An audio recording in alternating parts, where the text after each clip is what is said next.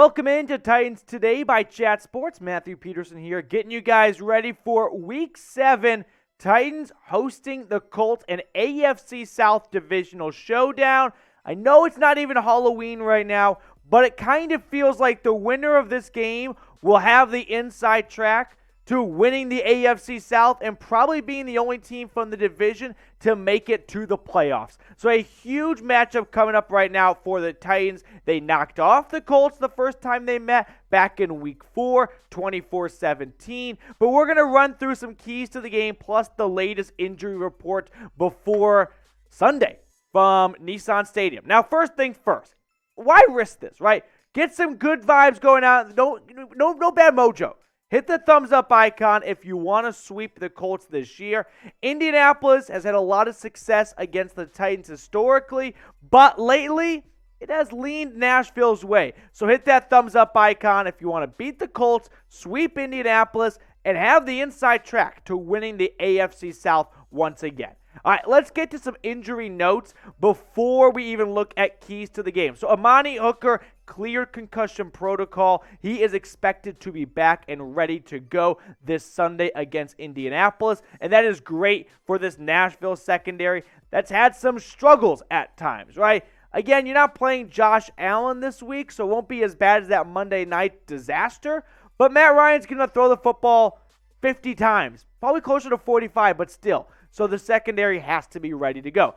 Bud Dupree, also expected to return. That's a great sign for Tennessee. Coming off the bye, it always feels just 10 times better when you come off the bye and all the guys who were hurt are going to be ready to go afterwards. It feels like it's Mario Kart and they just went over a little health boost and you're like, boom, everyone's 100%. So that's great to see for Dupree, Denico Autry, and the rest of this Titans pass rush here. Now let's look at the Colts injury report. Going into Sunday, things might change as we get closer to kickoff, so bear with us if there are some changes. But Shaquille Leonard, the best player on this Colts team, through 6 weeks has played 2 quarters so far.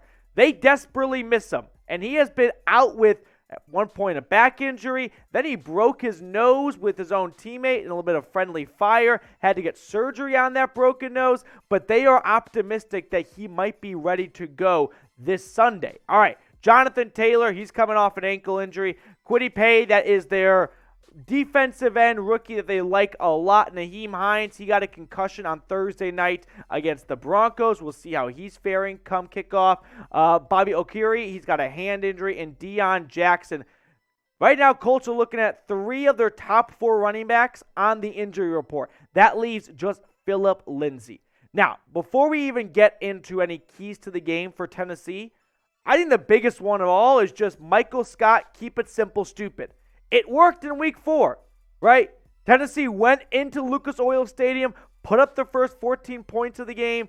Once again, the second half collapsed, but they were able to hold on to this lead thanks to a strong run game, control the clock, good defense. You don't need to dramatically change what the game plan was the first time you played Indianapolis here. So that's why I bring us to the first key to victory. Contain Jonathan Taylor. We're going to wait and see what his true status is, if he's a shell of himself or he's back to 100%. I mean, Jonathan Taylor never missed a practice all through high school, college, and in the NFL up until 2 weeks ago. So in order for the Titans to win, you got to remove their best player on offense, and that is Jonathan Taylor, which Tennessee has done a great job of doing. Week 4, just 20 carries for JT, 42 yards, no scores, limited to just 2.1 yards per carry. Jonathan Taylor has had some, if you're a fantasy owner of his, you know what I'm talking about. He has been disappointing at times this season. He has not been healthy as of late, but for the Titans, he is no doubt their best player. Do they live and die through him? Kind of. I mean, Frank Reich in this offense with Matt Ryan hasn't been very pretty. They have had to throw the ball a ton. That's not really what they want to do. I mean, when you've got the reigning NFL rushing leader, the offensive game plan isn't to throw the ball 45 times. They're being forced to do that. Last thing you want to do is give them a break and allow them to balance their offense out a little bit here. Now, I want to throw this question your direction because I'm very curious to see what the results are. Who is better, Derrick Henry or Jonathan Taylor? this question can be asked multiple ways, right? It is, who would you rather have going forward? Well, then you probably lean towards Taylor due to the longevity and him being younger. But when they're both at 100% and both these guys are moving, I think it's a no-doubter. Tractacito, the king. But let me know what you're thinking. I'm expecting to see a lot of DHs down in the comment section. All right, key to victory number 2, pressure Matty Ice. Matt Ryan has not looked like the 2016 MVP. He has had a lot of difficulties holding on to the football this season. But he has done one thing, which is throw the football a ton. Which is why when I look at some of his stats, I don't think it's very fair. Yeah, he threw for 356 yards against the Titans in Week 4. But they've asked him to throw the ball upwards of 40 times. I mean, he broke Peyton Manning's record for most pass attempts in a game last week. So, yeah, he's going to get a lot of yards, but they are hard-fought yards, and they are relying a ton on this guy's arm, and it's not looking like what the Colts probably envisioned. Which brings me to Denico Autry, one of the best interior defensive linemen in football. He had 2 sacks last time these two teams met up. I'm expecting another big game for him this Sunday. All right, Rashad Weaver from the defensive side, the linebacker position. He had a sack, 2 tackles, 1 tackle for loss. He's also been doing a great job of getting after the quarterback and helping out up front. So some names to keep an eye on as we get closer to Sunday. All right, we're going to get to some more keys to victory in just a moment. But first, if you are not subscribed, you are not alive here at Chat Sports. So do not miss a thing when you are subscribed. Hit that big red button. I don't want to jinx it, so if you don't want to jinx it, subscribe. That way your conscience is clear come Sunday at kickoff that you did your part, and we don't have to worry about any superstitious people out there who might have cost the Titans a win. All right, next key to victory. Don't go cold on offense in the second half. This has been the biggest story, I would say, for the Titans this year. I mean, outside of just more injuries, unfortunately. But the second half offense against the Colts back in Week 4, not what we saw in the first quarter where they put up 14 unanswered. Punt, punt, punt, wait, punt. 3 and out, 3 and out, 3 and out, 1 first down, then a punt. And then end of the game with some kneel downs, right? Against Washington the following week in Week 5, after a strong start to the game, punt, punt, 1 touchdown, good job, punt, punt. These numbers are not sustainable if you want to be a team that plays deep into the playoffs. Yeah, you can knock off Washington and Indianapolis with these types of games and numbers, but the second half offense has to be better. I want to throw some stats your guys' way here, some facts, some numbers right now.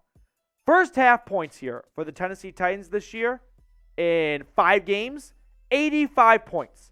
In the second half, 14. Think about that for a second. In 5 games, that's 2 quarters a game. That's 10 quarters altogether.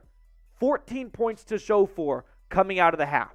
They have got to be better in the second half, not just to beat the Colts, because it worked the first time. They didn't score in the second half, but to hang with the bigger dogs of the AFC. All right, I've given you guys a handful of keys to victory. Let me know what yours are getting ready for Sunday. What do you think it is, right? Is it feed Derrick Henry the football, which we're going to talk about a little bit? Is it better play from Ryan Tannehill? Is it a wide receiver stepping up and really making a play for this team? Let me know what your keys to victory are down in the comment section. All right, speaking of Derrick Henry, feed the king. Mike Vrabel's crew, Derrick Henry, this is the lifeblood of this team. This is the soil, right? Derrick Henry on the year, over 100 carries, over 400 yards, and 5 touchdowns. If people thought Father Time were going to catch up to Derrick Henry, he has proven them wrong. And his last 3 outings against the Indianapolis Colts have been pretty solid. Go back to 2021, Week 3, 28 carries, 113 yards. Week 8, not so great, only 68 yards and 28 carries. But this year, back in Week 4 from Lucas Oil, 22 carries, $114, and a touchdown to go along with it. This is just going to be a key to the victory for Tennessee pretty much every single week. When you got someone like Derrick Henry, a generational talent, I don't think you can ever really overdo it. All right, 5th and final key to victory here is get Robert Woods, and I'll even toss Austin Hooper involved. I'm going to focus more so on Robert Woods because I think this is a piece that they have bigger hopes and aspirations for than Austin Hooper. But Woods, with Treylon Burks on IR, is going to have a bigger role. He's going to be getting more attention from the opposing secondaries. He's only got 17 grabs for 204 yards. Now, he's coming off that ACL injury he had late last season. So, give it some time, but we're also now week 7 here. If he's not 100%, he's got to get there really soon here. And now we get to Austin Hooper. This was a decent free agent signing for the price, I thought, back in the offseason. But I think it's time to just call it what it is. Austin Hooper is a Houdini, right? He fleeced the Cleveland Browns for a good amount of change, a lot of coin, and the Browns realized you just had 1.5 good years with the Falcons. You suck. We're going to cut you. I thought it would fit well in Nashville. The Austin Hooper trade rumors have been roaming around. They have been out there for sure. I don't know if Tennessee is going to find any suitors. It's not like people are lining up the door to get Austin Hooper. He signed a 1-year, $6 million contract. If a team were to trade for him, they'd only have to pay the remainder of his remaining base salary for the rest of the season, which wouldn't be a whole lot. Austin Hooper, if you want to stay in Nashville, if you want to hang out on Broadway and you want to stick in the Music City, it's time for you to really show up and have a big game this year. Otherwise, with the NFL trade deadline less than 2 weeks away, you might not be finishing this year in Tennessee. All right, here are the odds, by the way, for all my fellow degenerates out there going into this game here. The Titans are favored by 2.5 points. The over-under is 42.5. I believe that's the same over-under from week 4. So there it is. Vegas knows. They always know. They tend to know. 2.5-point favorites. If you're riding with the Titans, suggest, put some money where your mouth is here. All right, predict the score for me before I let you guys go. I'll give you my score prediction, but let me know what yours is down in the comments. The Colts are 3-2-1. That's a really cool record. 3-2-1. I think they're going to be 3-3-1 after this game. Give me the Titans in, let's go with a bit of a low-scoring affair. I don't think either offense is super high-powered. I think it'll be relatively similar to Week 4. I'll take Tennessee 23, Colts 17.